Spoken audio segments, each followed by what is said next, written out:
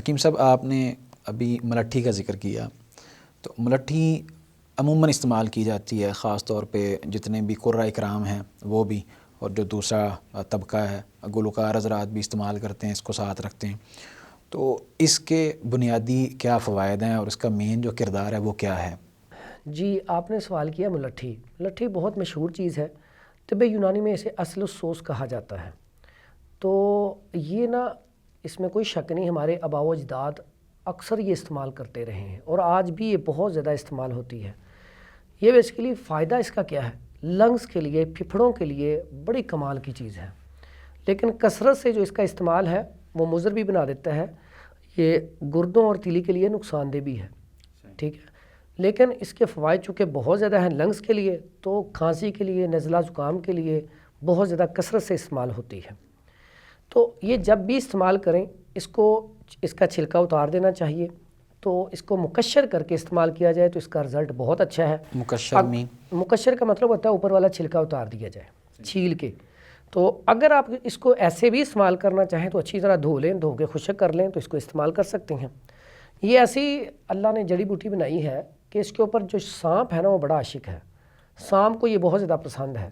جہاں پہ اس کا پودا ہوگا تو آپ کو قریب قریب سانپ ضرور نظر آئے گا۔ تو اس کے فوائد کیا ہیں؟ فوائد کے حوالے سے اتنی کمال کی چیز ہے۔ فوائد کے حوالے سے اگر آپ کے پھپھڑوں میں انفیکشن ہے اس کو ختم کرتی ہے، آپ کے لنگز میں انفیکشن کے علاوہ آنتوں میں اگر انفیکشن ہے تو اس کو بھی ختم کرتی ہے۔ یہ سوزش کو ختم کرتی ہے، چاہے وہ گلے میں سوزش ہو یا پیشاب والی نالی کے اندر سوزش ہو۔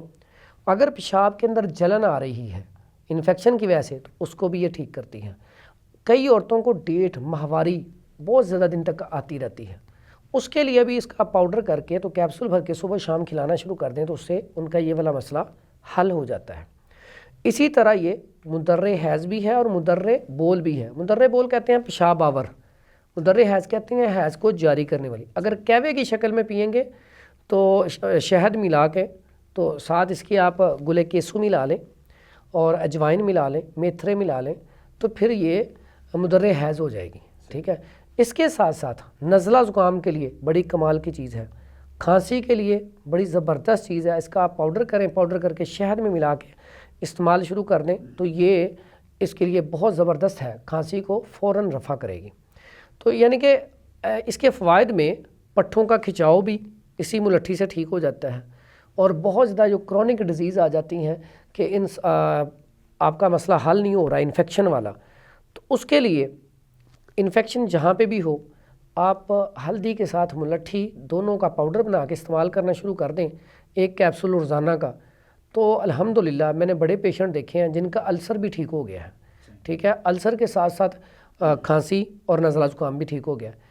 اب آج کل کے موسم میں اس کا استعمال تو نعمت سے کم نہیں ہے، کیونکہ آج کل سب سے زیادہ جو مسئلہ ہے کھانسی کا ہے، نزلہ زکام کا ہے، لیکن جب بھی اس کا قہوہ استعمال کیا جائے یا ویسے تو اس کو کوشش کرنی چاہیے کہ اسے ہم شہد میں ملا کے استعمال کریں تو اس کا رزلٹ ہم زیادہ لے سکتے ہیں۔ یہ سارے اس کے جو ہے فوائد ہیں۔ صحیح، بہت شکریہ حکیم صاحب، اللہ تعالیٰ آپ کو جزائے خیر دے۔ ماشاءاللہ آپ امت کی خدمت میں سرگرم عمل رہتے ہیں۔ اس حوالے سے اگر آپ کا کسی بھی قسم کا کوئی سوال ہو تو وہ آپ ہم سے کر سکتے ہیں۔ انشاءاللہ ہم دیگر موضوعات کے ساتھ بھی حاضر ہوتے رہیں گے، تب تک کے لیے آپ ہمیں دیجیے اجازت۔ اللہ حافظ۔